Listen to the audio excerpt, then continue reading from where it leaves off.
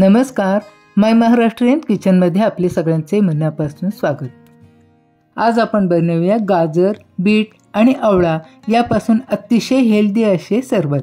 चला तर मग रेसिपीला सुरुवात करूया. सरबत बनवण्यासाठी घेतले आहे 4 ते 5 तासून घेतलेली गाजरे, पाव टीस्पून काळे मीठ, 1 चमचा साखर, चवीपुरते मीठ, 1 लिंबू, अर्धा इंच आल्याचा तुकडा.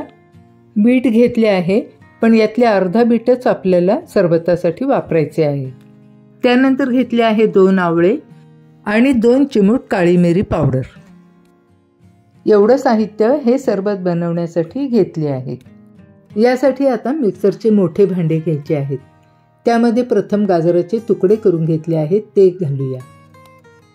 त्यानंतर आवळ्याचाही गर वेगळा काढून घेतला आहे, तो आता याच्यामध्ये घालू. आता आलं घालू. त्यानंतर बीटाचे तुकडे करून घेतले आहेत ते यामध्ये घालू. येथे अर्धा बीटाचाच वापर केलेला आहे. आता यामध्ये 1 भांडे थंड पाणी घालायचे आहे. याची अगदी बारीक पेस्ट आता करून घ्यायची आहे. मिक्सरला हे सर्व साहित्य आता बारीक करून झाले आहे.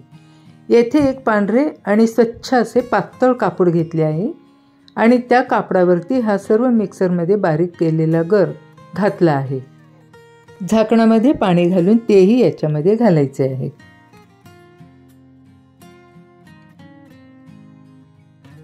याच्यामध्ये आणखीन 2 ग्लास पाणी घालायचे आहे आणि ते चांगले गाळून घ्यायचे आहे. म्हणजे साधारण आपण याच्यामध्ये एकूण 2.5 ग्लास इतके पाणी घातले आहे. हे आता या कापडामध्ये चांगले पिळून घ्यायचे आहे आणि याचा रस वेगळा काढून घ्यायचा आहे. अशा पद्धतीने हे चांगले पिळून घ्यायचे आहे आणि याचा रस बाजूला काढून घ्यायचा आहे.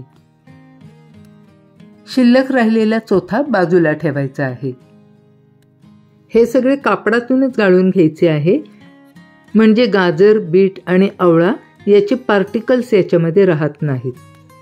गाळणीतून गाळून घेतले तर गाजर, बीट आणि आवळा याचे पार्टिकल्स याच्यामध्ये उतरू शकतात. आता याच्यामध्ये 1 लिंबाचा रस घालायचा आहे. त्यानंतर घालायचे आहे हे काळे मीठ. काळ्या मिठाने या सरबताला टेस्ट अगदी छान येते. हे घालू चवीपुरते मीठ आणि घालू फक्त 1 चमचा साखर. सर्वात शेवटी घालू 2 चिमूट काळी मिरी पावडर. या सर्व साहित्याने या सरबताची टेस्ट अगदी अप्रतिम येते.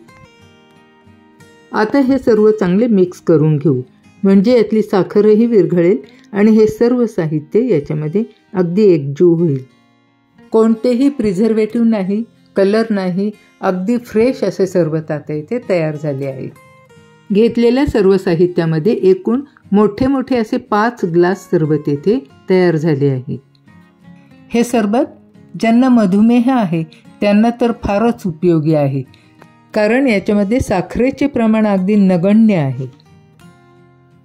रेसिपी आवडली असेल तर लाईक, शेअर, सबस्क्राईब करायला विसरू नका आणि तुम्हीही अगदी फ्रेश असे हे सरबत एकदा करून पहा. पुन्हा भेटूया अशाच एका नवीन रेसिपीमध्ये. रेसिपी पाहिल्याबद्दल धन्यवाद.